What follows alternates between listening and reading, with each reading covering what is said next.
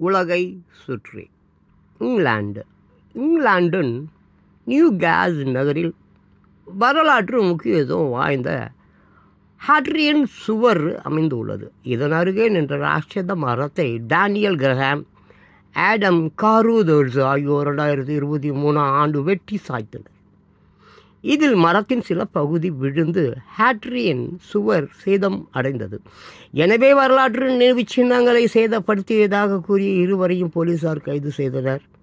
இது தொடர்பான வழக்கில் அவர்கள் 2 பேரும் குற்றவாளி என கோர்ட்டு தற்போது உறுதி செய்துள்ளது.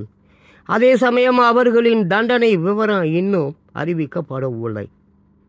துனிசியா ஆப்பிரிக்க நாடான துனிசியாவின் டிஜேபா நகரில் உள்ள தேவாலயத்தில் வழக்கமாக பிரார்த்தனை நடைபெற்றது. அப்போது கோடரி உடன் நுழைந்த ஒருவர் அங்கிருந்தவர்களை சரமாரியாக தாக்கினார். இதில் படுகாயமடைந்த ஒரு நகை கடை உரிமையாளருக்கு ஆஸ்பத்திரியில் தீவிர சிகிச்சை அளிக்கப்பட்டு வருகிறது.